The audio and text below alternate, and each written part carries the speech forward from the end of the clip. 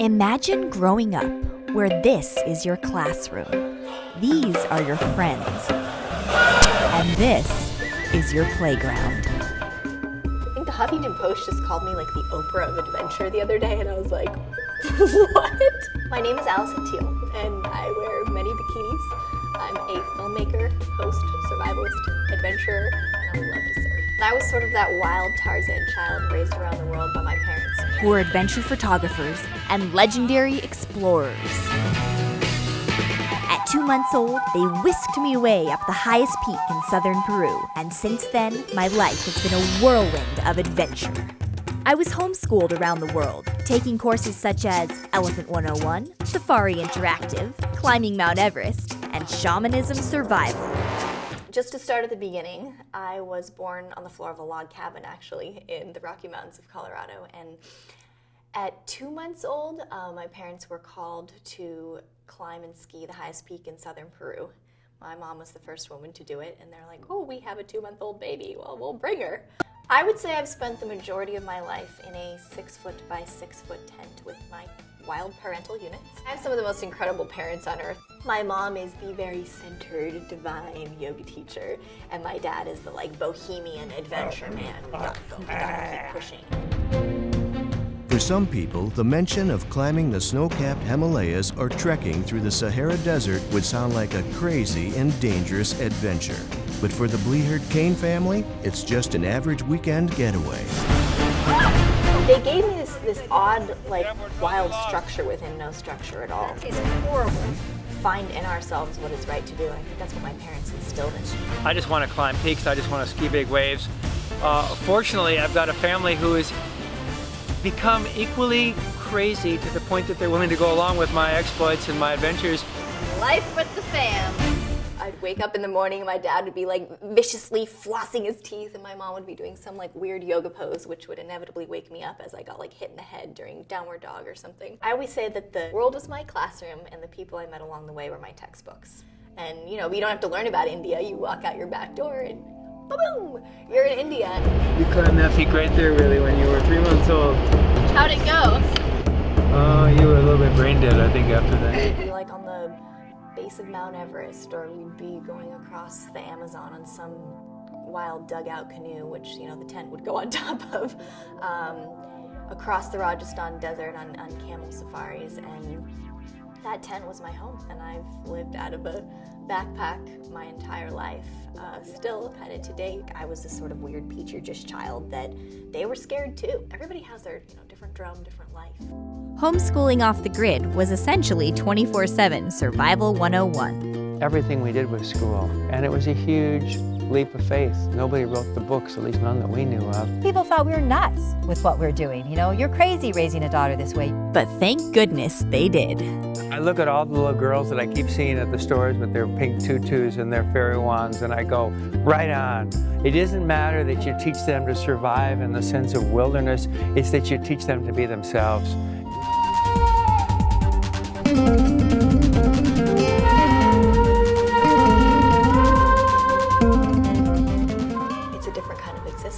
People come up to us and say, how are you guys able to do all of this? Do you have some sort of trust fund or something? And my dad's like, yeah, we trust the funds will be there. I just love adventure. I love the newness. I love the not knowing. When you get off the beaten track, and when you leave the modern convenience behind, the world becomes a much, much larger place again. And to be able to have a family join me in that craziness, in that adventure, there's nothing like it.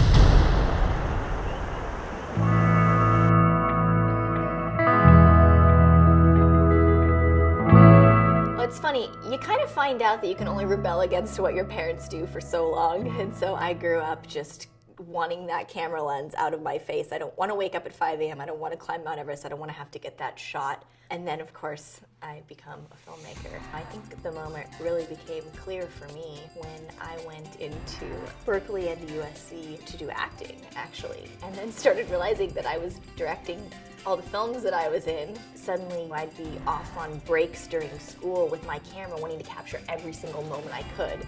And it really came along for me when I was on a break in Bali, and there's this monkey and it's at the monkey forest, and it was just so animated. I couldn't get over it. I thought it was the funniest thing. So I made a movie about a monkey that falls in love with a surfer girl, because I didn't have anybody else to cast, so I was filming myself and filming the monkey. Hey, I got you some... Okay. Okay. Hey! Come back! Just went wild in film school, and that was kind of my my debut.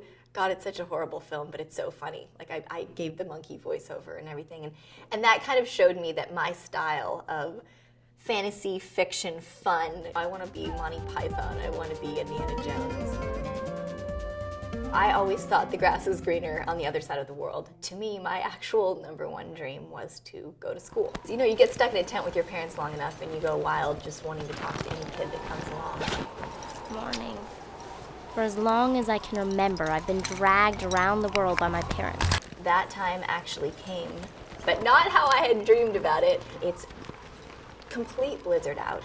We were up at the base of Mount Everest. We go into the tea house, and guess who brings it to us?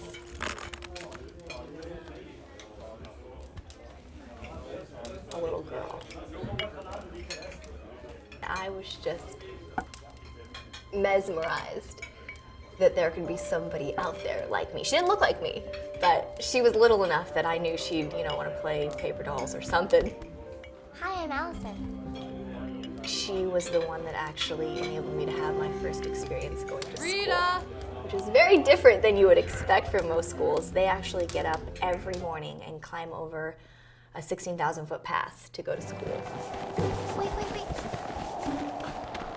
Where are you going? Tie ropes on their feet to get traction on the snow. And then they have this incredible way of getting on the other side where they use water jugs as sleds.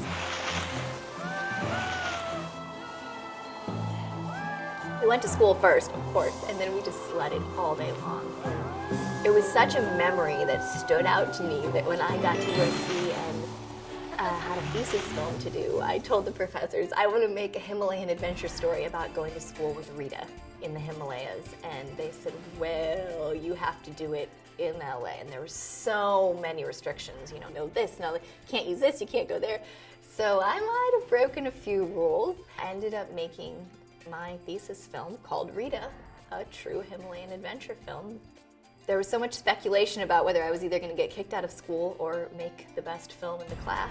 And I ended up winning Telluride Mountain Film Festival, getting nominated for an MTV Movie Award. I traveled the entire world with that film and won countless numbers of international film festivals, and it really just kind of catapulted my career as a filmmaker and an adventurer and a storyteller.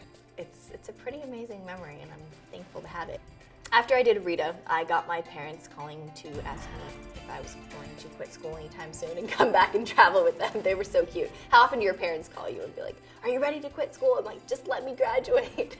So the second I graduated, I found myself landing in Cusco Airport with a camera and my parents and this dream that they had had forever to go back and find this lost village that supposedly had the most powerful shamans on Earth. National Geographic had tried to go there, and they had been propelled away. It was a very intense challenge to take on, so we set off into an uncharted area of the Andes. Team Travel was back together once again. We're getting all of our stuff together that we luckily have 11 horses to put it on, and 1 llama. Few-month adventure to try to find these shamans and ask them the secrets of life and of the planet and what we can do to better the world. But it was kind of beyond my wildest dreams, and it really showed me that magic does exist, and we have a lot to learn from these ancient cultures. Where they don't have information about this area, so they just live white. We're totally lost. Now I think it's time to go that way. Lucky to get there after dark. We've been lost in space for 24 hours. You're bordering on not being real safe. Well, this isn't safe. We don't know where we are. Yeah. We're here. And there it was, a We were all so happy to reach lower ground, and the villagers had appeared. All the male members of the village were proudly gathered around a single candle. And then my papa, looking pretty blissed out, asked the question of the evening. And then he spoke in one simple sentence. There needs to be more love in the world.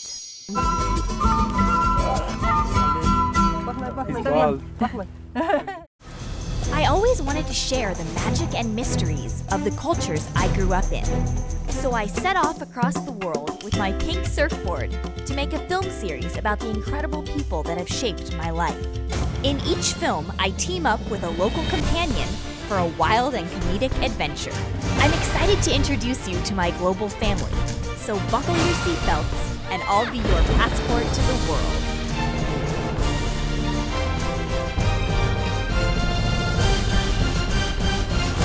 One of the reasons that I started Alison's Adventures is I was touring with my film Rita, and I went to this school in the East Coast, and it was this thousands and thousands of kids assembly in the basketball gym, and I was going anywhere I could to try to inspire kids and teach them about adventure and travel and show my films. And I showed my first Alison's Adventures film, and afterward this little 7-8-year-old girl comes up to me, little pigtails, and she's bawling. And I'm like, uh-oh, what did I do?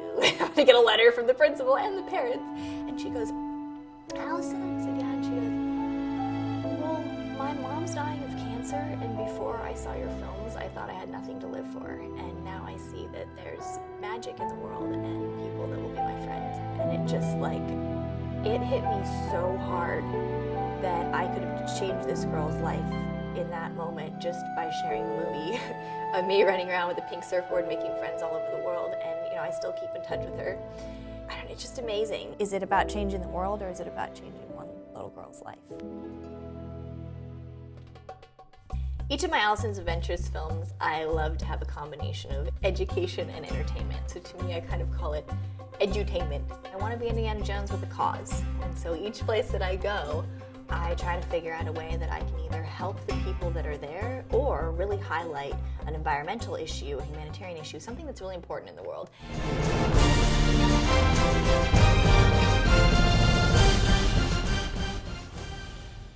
I found myself on the coast of Morocco. There's almost 200 breaks down the coast of Morocco, and I wanted to surf them all.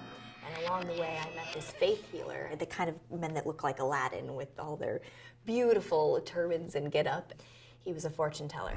In front of the crowd that gathered, he told my fortune. He told me that I was going to be in a serious surfing accident if I didn't kiss a live cobra snake. They've always demonstrated their spiritual prowess by handling deadly animals. He said you need to kiss a snake to save your life, and your adventure will be guided by rainbows. This tiny little village is the hub of surfing, and we're waiting for the swell to come up so we can go out and get some waves out there at the infamous Anchor Point.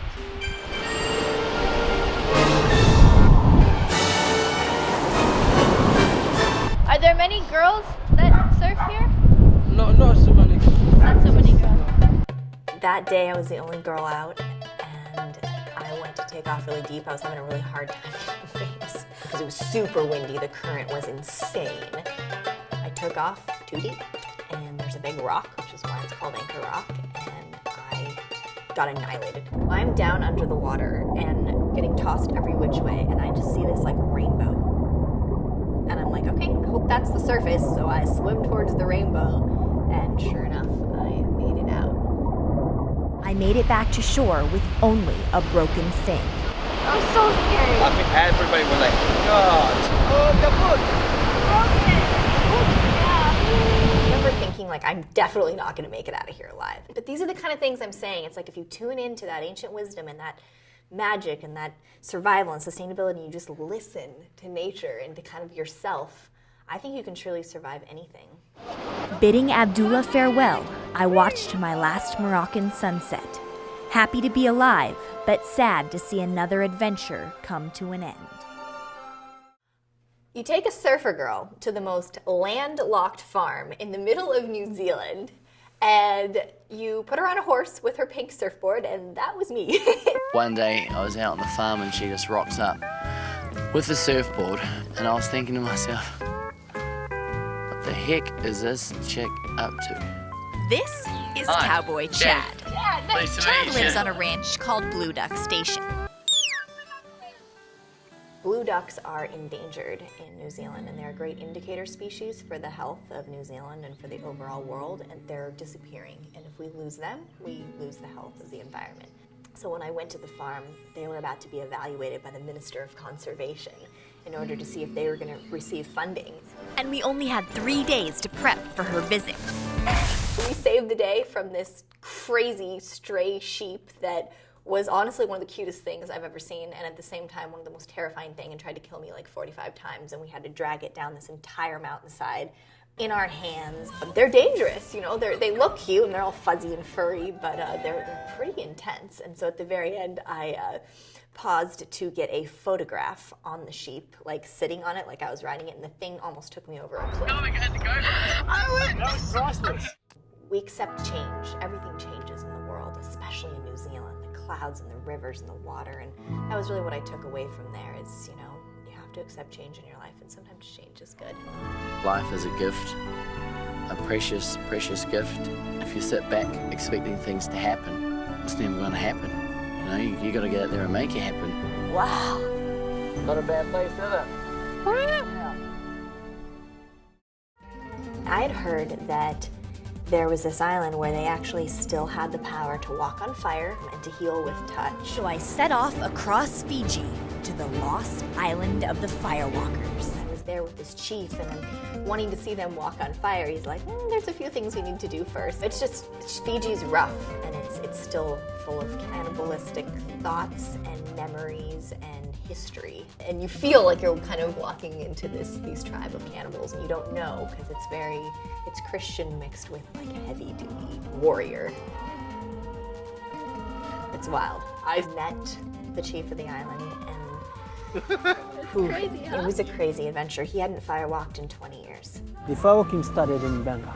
Banga was an island just across the way. In the olden days, in the tribe of Sawau. Sorelli explained that I would have to complete 3 quests before I could see him walk on fire. It will begin there, he said, pointing towards the ocean. And before I knew it, I found myself cruising the coastline of the island in Sorelli's small fishing boat. Where's your bikini? I don't have bikini. Suddenly I find myself coral planting, and we coral planted an entire reef. And that kind of meant a lot to me. It's amazing how quickly you can actually replant a reef. I had to go through some serious initiations to get to see it, including visiting a cave where 8 bodies lay in skeleton form. Open it? Oh, a skull. That's a skull? Well, that one? Yeah. That's the skull. The next morning, I woke up to a fire burning by my hammock.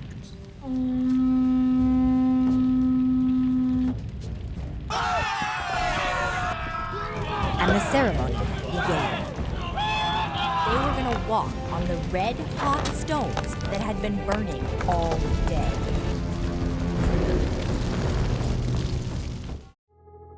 I happened to arrive there right in the middle of the Volcom Fiji Pro and the biggest waves that Cloudbreak has ever experienced, to my knowledge. So I had to get a few. Where they were currently holding the World Championship competition tour of surfing. Suddenly, the waves got so big that they momentarily called off the competition, and big wave riders from all over the world descended upon Cloudbreak. And of course, the reigning world champion, Kelly Slater, made it look easy.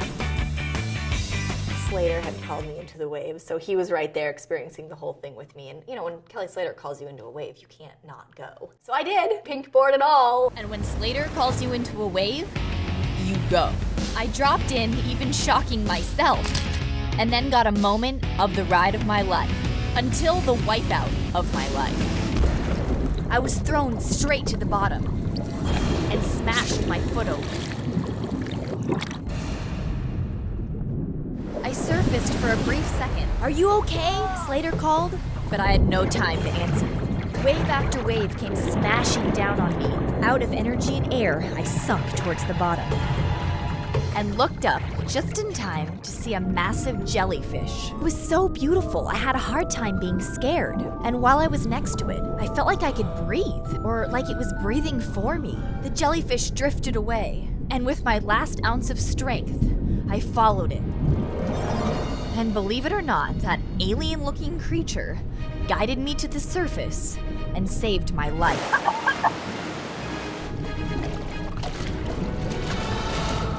The rescue team got me back on the boat, and I cleaned up my lovely-looking leg and foot.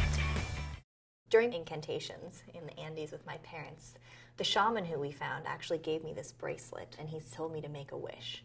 And so I wished with that bracelet that I could be on national television in a way that I could share ancient wisdom of survival, of happiness, of sustainability with people all over the world. That was my desire. And he said, you know, when that bracelet breaks, your wish is going to come true. So here I am in Fiji on the lost island of the firewalkers, like 4 years later, and I'm talking with Chief Firewalker Sorelli, and all of a sudden my bracelet broke, and my cell phone was sitting there, not turned on. I don't have a Fijian, it's an American cell phone, so there's no way it could ring. And it rang, and it was Discovery Channel, and they were like, hey, how would you like to be in one of the harshest locations on Earth for almost a month with a man you've never met naked? And I was like, what? Excuse me? And this actually turned into being Naked and Afraid, which then turned into being the #1 show in the history of Discovery Channel. And I'd be marooned on an island for 21 days with nothing. And I only had a week to transform from surfer girl to survivor. I got to work quickly, pestering my parents for any advice on the 4 keys to survival: shelter, water, fire, and food. It's like these tiny little picturesque islands with the sand all the way out. So there's no fish, you can't get anything. The coconuts are pretty malnourished, there's no water table there. Plants don't have anything to drink, you don't have anything to drink. You can get hypothermia very easily, even in a tropical location. Your #1 shelter is clothing. When that's taken away, you're pretty out there. If I wasn't properly prepared, this could affect the rest of my life. I love living in nature, but suffering in nature for a TV show didn't seem worth it. We ate coconut grubs that looked like massive maggots on steroids, and I threw them all up, even though I was starving. And I remember on day 16, Jonathan and I looked at each other and were like, who on the crew do you want to eat? And we literally were planning out our like cannibalistic attack on the cinematographer, because one of them had the most meat on his bones. And that's pretty gnarly. When you start going cannibalistic, you know that you probably should not be doing this for a TV show. It's just amazing to me that through that show, even though it was wild and reality and naked, every single comment I've got, every single talk show I've been able to do is really all about sharing secrets of survival, sustainability, of happiness, and the grace and poise that I was able to take into this extremely challenging situation. They say it's the most challenging survival show in the history of TV. I ended up doing the best of the season, and I'm a girl, and it was pretty mind-blowing to think my parents did something right. I guess I'm pretty proud of myself and knowing that I went from absolutely terrified and clothed to naked and very hungry, and now I'm back clothed and accomplished. So it's pretty exciting. My advice and my kind of learning experience from that is like, if you want to try something, you got to do it and you got to put your whole heart into it. And whether it's surviving naked in the wild or catching a wave, you know, you got to commit and you got to just do it. And you might get barreled, you might get eaten, you might get dragged across the reef, but at least you experienced a whole new world. When I was sitting on that island with Discovery, shooting Naked and Afraid, all I could think about every day was how many plastic bottles kept washing up from everywhere, all over the world, from currents, from probably China, Africa, Asia, us in the US, the Maldives, and it was horrifying. So I thought, okay, how can I make plastic pollution just as important as naked people on TV? And I set off with my camera and some incredible support, and we went back and were hosted by Maldivians for a month, and we went all over and documented horrible amount of plastic to this island literally called Trash Island, and it's just piled there. I mean, it literally is apocalyptic. I hope that I can share with the world that one woman's trash is another woman's bikini. Actually, everything I'm wearing right now is made from recycled plastic bottles. Plastic waste can be recycled into reusable items, like my bikini. We can repurpose all this plastic, and when are we going to start doing it? Awareness is the first step, and I think we're all kind of reaching for something bigger than us, and all you have to do is believe that it's there and it's guiding you. It kind of chokes me up because every single time in life that I've been like scared, like, oh my God, I'm gonna go survive on an island naked for 21 days, or I'm gonna go around the world alone as a girl with all this camera equipment and a surfboard, and oh God, like something protect me. There's always been something there for me. And you know, call me airy-fairy, call me wooey, call me hippie, but I believe that there is something out there and there's something guiding us. And it takes a lot of courage and a lot of hard work. And I'm not saying you can just sit there and stuff will happen if you pray, but if you combine hard work with really loving your roots and your family and the people around you, and then believing so strongly that there is something guiding you, you can't not get barreled. You can't not. It's not about what you have, it's about what you want to create. And you just gotta go create it, and one baby little step at a time. All you have to do is believe that it's there and it's guiding you. Guys leaving the coping, leaving the pool, getting air. I didn't even know that was possible.